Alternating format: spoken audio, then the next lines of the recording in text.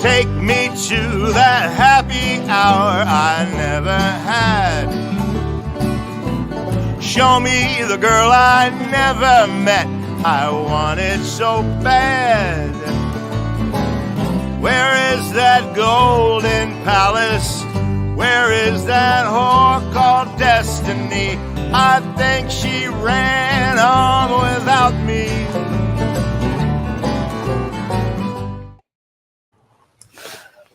Thank you for coming back to Lady Babylon. Tonight we have a great topic to cover. We're going to be looking at Maya, the midwife. And our goal is to bring her into the present. That's right, to reach from the past, from the future, and to bring the Mogostokia to life. Beautiful stuff.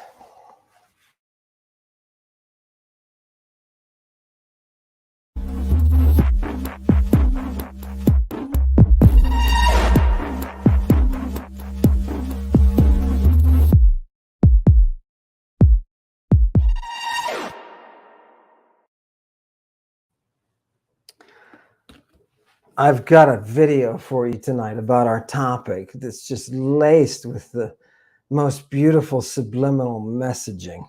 My compliments tonight to Chewy. What I'd like to do is I'd like to just jump into a ship here and get, let's just get things going. There's no reason to mess around tonight. Let's go right back. I want to take you right back to a guy named Nonus, and I want to pull his ghost out of the grave. And just so you can put him somewhere in history, we're talking about the transition between Roman rule and Christian rule. And there is a big difference. We are living now, we land our ship and we get out of it and we realize, we are living now at that crossover when people are afraid to publish, because the Christian authorities will not only burn their work, but will burn them. So we are dealing with a phenomenon called crypto-pagans. And that's what I want to do, is I want to take you tonight to see a crypto-pagan. His name is Nonus. And he is able to publish the longest epic in Greek. The longest by far. And that epic is about Dionysus. An epic about Dionysus. And to start that epic off, we have to start at the heart of the cult of Dionysus. And that heart, that inner sanctuary, is the Mogostokia. That is, what is that? That is the pain of birth. That is the pain that one feels while giving birth. There's a special word for it. The birth pang is usually how it's translated. It's never pleasant. Never pleasant. Always painful. It's a portal, a doorway. And this Maya watches over that doorway. She brings the living from that dark death. So, just to explain to all the Christians that we have invited to come in, and please continue inviting, particularly evangelicals, because there is a need right now for evangelicals to see the work that we are doing. And for those of you who have come tonight, I want to say we're tracking Jesus. We're following Jesus. Last week, we looked at him in the apocalypse, and we found out, we found out that his face glowed as Helios. We saw that gown he was wearing. We saw the wig, the white wig, and we understood he is the Christos. Yes.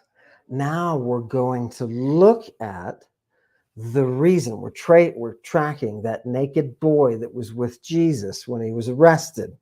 We want to ultimately solve that issue historically and put it to bed so that people 2,000 years ago can, 2,000 years from now can be able to say, hey, look at these people looking at the reality, right? That's all we ask. Just look at the reason. So tonight we're going to track him through Maya. And in order to do that, we're going to track this naked boy through Maya. Yes, you're going to see him there. You're going to see the cult. And for those of you who have ears to hear, you will see the portrait of the Christ that you have never seen before. This is the heart of the lightning. This is that Bacchic lightning. Can we play the video, please?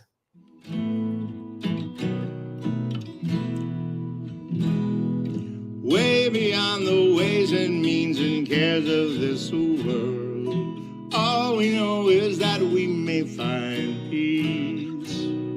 But all we know could fit upon the head of a pin, and nothing is what it seems. Nothing is what it seems. All we have here stays behind. We go with what we had when we came.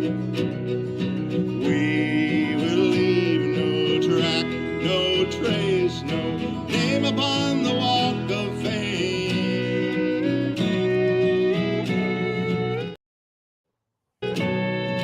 Way beyond the sky upon another world's shore, lost inside a dream within a dream. We try to find the reason why we're living, what for, oh, why, which, when, where, who, what for, why, which, when, where, who, what for. All we have here stays behind. We go with what we had when we came. We will leave no track, no trace, no name upon the walk of fame.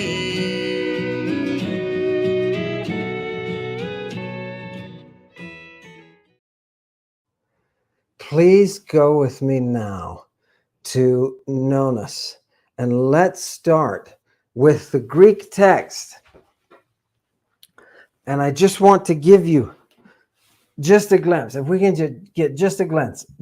I had a student that I'm working with this week asked me if we could start reading.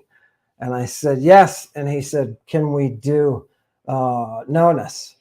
Can we read Nonus? And I laughed because Nonus is using esoteric terminology. He's using cult terminology. He's using a lot of drugs. There are drug references. I mean, you can't throw a rock in this book without hitting a drug reference somewhere. And good stuff too. The arrows, we got all the arrow poisons. We've got women. We've got women who are maenads, wearing armor, carrying weapons, shooting bows, smashing heads, armored women. This is not the antiquity of Cambridge. This is not the falsehood, the fairy tale that you've been fed. This is a place where great people like Corinna. I forgot to tell you guys about Corinna. Corinna was the one who got into the lyric poetry competition with a very famous person. This very famous person, Pindar, was beaten squarely by her in the competition, and she came up to him afterwards and let him know, yeah, you've been bested, right? She was doing a little bit of, stepping out, showing him, because his mouth was big, and all he could say to her was that you're ugly. Yeah, quite a moment in history. Athenian women in antiquity, women all over, did not stay in their homes and silent. This was not the 50s, Mary Beard. This is gorgeous stuff. Tonight we're going to let's look at the text now. This is Nonus. Let's read it. together, shall we? Epithea. Look at that. We start out right away as an imprecation. It's an imprecation to the muse. And you say, oh, they're doing this in antiquity. They're doing it all the time, right? They invented it back with Homer. Yeah, right. Realize where you are. You are in a place where you are worshiping the muse. Yes, you're in a place where you're worshiping the muse. Silence. Silence. Holy silence. Yes, somebody was writing to me about dragon tongue, tracking down dragon tongue. The secret about dragon tongue is that it is spoken in silence. Yes, figure that one out. Perhaps whoever cracks that will be able to track down the naked boy that Jesus was arrested with. Then we'll all have a Merry Christmas. Epithea chronidao diactoron aithopos auges. That's our first dactylic line. That's a dactylic hexameter. Yeah, and so we're hearkening back. You notice that when we're reading the hymns, we are in a specific ritual meter. Yes, the Romans came up against this dactylic hexameter, and their response was Saturnian verse. Yeah, the very golden age. These meters are coming alive and bringing this incredible wisdom to humanity through the muse. You only get there through the muse. What is he saying here? Chronidao diactoron. What is a diactoron? He's saying, tell me, muse. He's saying, speak to me of what? Speak to me of the messenger of the son of Cronus. The messenger of the son of Cronus. Who is he? He's the diactoron, the conveyor of the aithopos auges. Auge is that sunlight. It's that sunlight that hits the face, that you can feel that communion with that entity, that sunlight. Yes, it is a burning. It is a burning. Yeah. Aitho, to spark to life, to burn. Yes, good. So we have the descendants of the sun in front of us, right? We have those with that bright heliac face, the face of Helios. Yeah, remember, there's only a couple of people that are put in those, that we use those terms with in antiquity, right? One of them is Jesus. One of them is the family of Aetes, the members of the family of Aetes. They emanate this from their ops. Here, known as follows that. And we get aithopos, that burning that comes from the ops. You're going to notice how many of these facial expressions we have. Yes. Tell me, muse, of the mogostokon asthma, the asthma, that brief inhalation, that brief exchange with the atmosphere around you that causes this particular to a woman's birthing process. A woman's birthing process. Okay. Oh, fantastic. Yes. And what is the source of this asthma? It is brought to you by the nymphidios spintheri. Spintheri is a spark. Boom. And what is a nymphic spark? What is the spark of the nymphic experience? Yeah, okay. We just got out of the ship. Give yourself a minute to accumulate, accommodate to the changes and the pressure. Yes, good. And what is this breath? It's the breath of the karaunu. That's a thunderbolt. That's that booming thing that causes you to fear, that causes you to crouch when you hear it, whether you're a dog or a person or a snake. Yes, it doesn't matter. It has that instinct of fear, of sudden fear. That sonic boom. They love that. On the third line, Kaisteropen semeles thalamepolon. What else are we calling upon? We're calling on that thalamopolon. What is that? That's the one who directs within the inner chamber, specifically the inner chamber of women. Do we have this one? I want people to see this one because there we go, chamber. Thank you. Yes, take a look at this in the definitions here, right? Watch the word, enjoy the Greek and absorb the power here, right? Just an inner room or chamber, right? Generally, though, women's apartment, inner part of the house. Yes, wow. Bedroom, right. Storeroom. Oh, it's the place where the valuables are kept. And look at Roman numeral number 4 on the bottom, used of certain mystic shrines and chapels, right? Sacred to Apis, the innermost chamber. That's where we are. We're in that innermost chamber. And we have the pole there. What is the pole doing? The pole is a zone. Think of it as a zone, the axis, right? This is the one ordering and determining the track that will all go down. Translated, these are servants of the queen, who serve within her chamber, her inner chamber. Medea had 12 of these. They were her drug procurers and pharmacologists. Yes, Scythians, very active women with skill in the bow, in the arrow, and the use of toxins, particularly the toxins like the oestrus that are used in the childbirthing process. Okay, we've seen Christ is linguistically connected with the insanity produced by the sting of the oestrus. That's how we all get in oestromania and how we're sibyls, right? We've all seen that. Here it is again. Look at the very word on line 3 for that lightning. Steropane. Sterops. Look at that. You've got an ops there, and you've got the STR root, right? That lightning is just a linguistic cousin of the oestrus.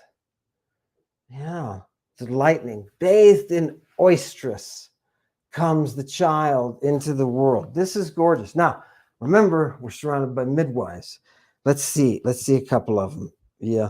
Line 3 at the end. Epe de fotlen bahu disotokoyo. Yeah, tell me about the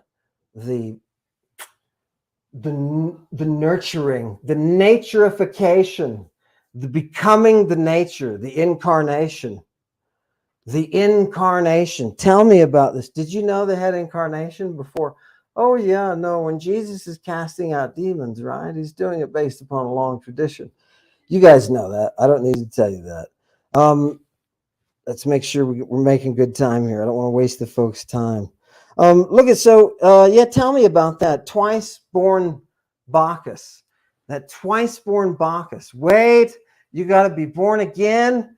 Yes, being born again is old, right? Very old concept. It's an old mystery concept. Fantastic. Long time before the 1st century when Jesus is around, right? So this is already set up in culture. And what happens? Zeus raises this brephos, this kid, out of the burning flame, right? He's a hugron. He takes this lump of moisture that is within Simile, because that's the name of the queen whose bedchamber we happen to be in. Yeah, we're golly. All right. Somebody asked me this week about, is there a necessity to cut off the testicles if we're going to serve in the queen's chamber? We have to cut off our testicles. Yeah, think about that there for a minute. Just think it. Take yourself back to Sidon. Take yourself back to that temple that Lucian writes about, that the Sidonians, where they worshipped Astarte. Think about her. The Greeks said, that's our Hera, by the way. Yeah. But think about her and the power. Her worshipers, the worshipers of the great mother, castrate themselves. Yes. If your eye offends, cast it out. Yes. Beautiful. The music was great, by the way. And what happens? So Zeus takes him and sews him up, right? Because she is birthing via, Semele is birthing via the lightning. Via the lightning. And the first time we see in line 5, amai eutoio tekuses, when Zeus intervenes and he removes the moisture from Semele and exposes her to that lightning, to that fire, that great sun fire, she is consumed. She is consumed. And what this process lacks is the Maya. There is no Maya. And Nona says that, right? This artificial practice that maintains the power of the Jove or the Jehovah. I don't care if you say Yova or if you say Yehovah. I don't care. And then everybody says, shh, don't say it. It's the same God the Father. And he keeps screwing up.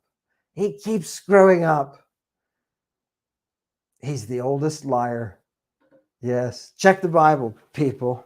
My evangelicals who have shown up today graciously, ask yourself why it is that God is the first liar. Yeah. We're talking here about the family of the flip side of the flip pole. We're talking about the morning stars. We're talking about the morning stars. Okay, keep reading. We're going there. We'll get there. So line 5, that's where we are without the Maya. By the way, ladies who are doulas out there, and I know that you've identified yourselves before, something that I thought was very interesting that you may have a better understanding of, is that Maya, the name of the goddess, it's a name, Maya, and her name means her craft. That's how we say midwife is Maya. Maya. What I thought was interesting was she is the only Olympian. She's the only god within the pantheon who prefers and chooses to live on earth in a cave. She's the only god that prefers to live in a mortal environment within the cave. And her son preserves that. His messengering is all under her leadership, under her college. So when you see the caduceus with the 2 serpents and the rod, you know this is part of the college. This is part of the college of the midwives. You know, something very special. I don't know what it means. Maybe somebody can tell me. I don't know what it means that she is the one who prefers to live in the element, if you will. She could be ethereal. She chooses to be aerial. Yeah, nice, love it. Anyway, let's keep reading. Zeus makes himself the pater kai potnia mater. He makes himself, interestingly enough, the father and the queen mother. The queen mother. Interesting. Okay, let's keep reading. I've got a little bit more. Yeah. Why? He knows of another birth, right? Everybody's saying, I forgot to tell you, the gossip is coming through the Sibyls, the Zeus, Jehovah, Jove, the father god is destined to be overthrown, right? So this is what's perpetuating all of this action. Again, evangelicals, I'm talking to the people who are here who hear the analog. They hear the analog. They know what's being said. Right? They can decode. From his temple, he becomes pregnant. From his temple. Is this thing called a temple? Yes. It's the temple of your head. Yes, and from the temple of his head, he pours out. Now, this is funny. The translation that the Harvard people use, right, is old. And every time the translator can't figure out what Nonus is doing, because Nonus is using, I'm filtering this out for you, but Nonus is using words that only appear, those hapax legomena, they only appear once. We only have this citation of them. And they're words that he is obviously creating, right? A lot of them are words that he is obviously creating. But of the ones that aren't his working, that they just happen to be hapax legomena, those have a share in an antiquity that we can't, I mean, those are the real finds. Linguistically, those are the jewels that are in it. And every once in a while, you come across one of those that gives you an insight into the cult operation.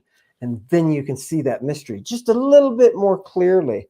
And we have some of that here because Zeus, anekontidzin, he sends out, he emits Athena. He emits Athena.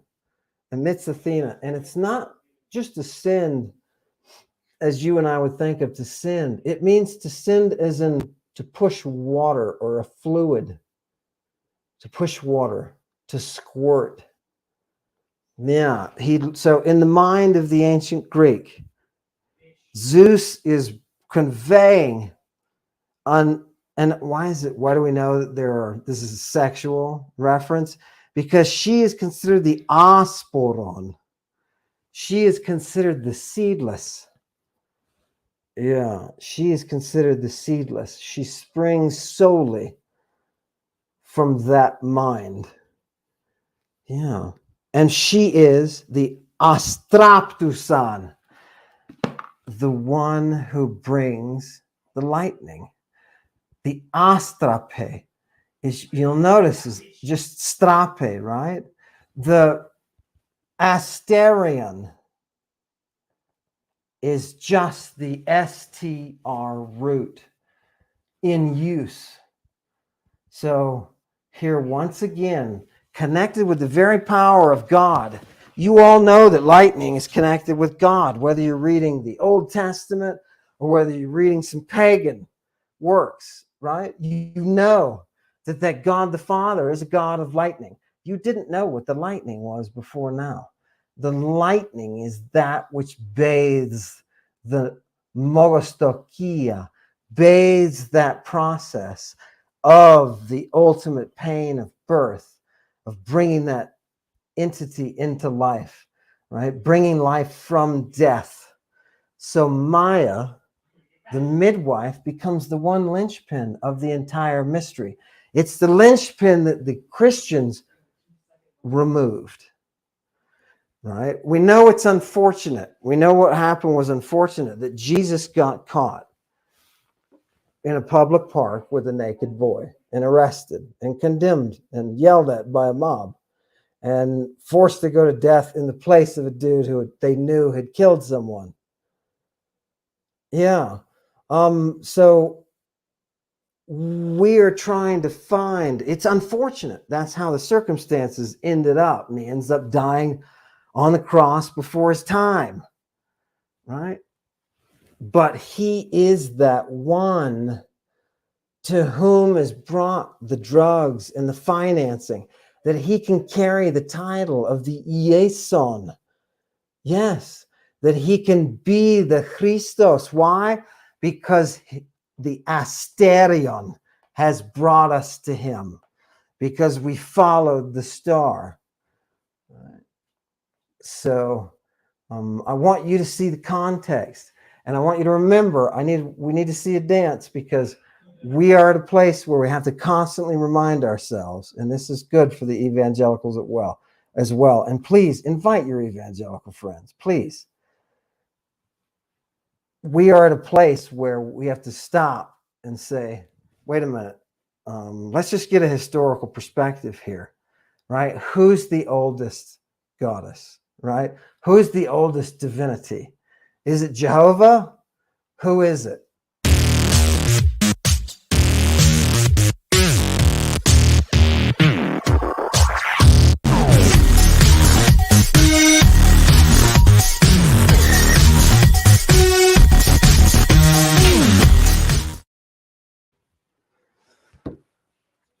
So from this lightning, now you want those symbols, you want the real ones, you want the old ones, right? And that's what we're all looking for.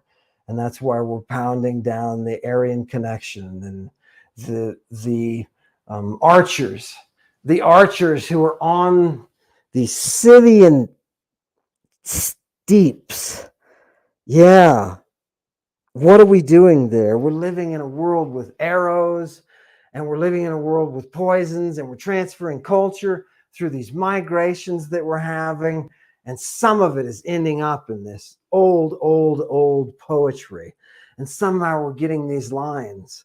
We're getting these lines about these individuals. Yeah. Yeah. So where does that bring us? Where does that bring us? Yeah. We come to the source. We have to have the lightning. We have to know what they're doing with the lightning. We have to have the wanasa, right? We have to have that power. We have to find her, and we have to bring her forward. And in order to do so, we have to go into the language, and we have to pull out the very basic elements, the scientific stuff that's there. You guys have been following this, and many of you have been tracking on the Discord, and you're working with other sources and seeing how the mystery is pursued across time. And I'm hoping that with enough work, we can elucidate a broader history of the working of the mystery instead of its hijacking by the dude Moses and its hijacking by the dude Jesus. And we can go back and we can see it in its original form and find that Maya. What is the lightning that she bathes the infant in?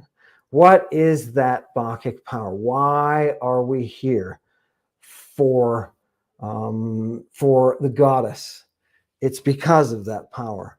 There was a river. I want to finish tonight, and I just want to encourage you to look at the river Arethusa, because she was a witness. She didn't want to succumb to domination, so she became a witness. She flowed through the underworld and saw the Korah, the great Korah. She saw her, the Korwanasa, right? She saw her and witnessed her place as a queen. She was the one who said, Demeter, you've got to let these humans live. You've got to let these humans live for one reason. Your daughter is a queen, and she is acting as a queen. You can't stop that.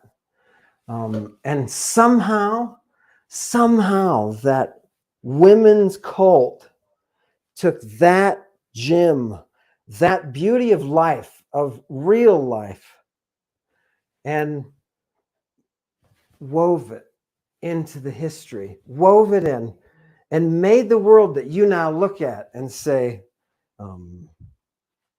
your Hail Marys and receive your atonement and raise your hands and praise and worship and bring the offerings of your praise to your God. When you do that thing, when you do those things, now you're doing them within a container that was made by a guy who was arrested in a public park with a naked boy.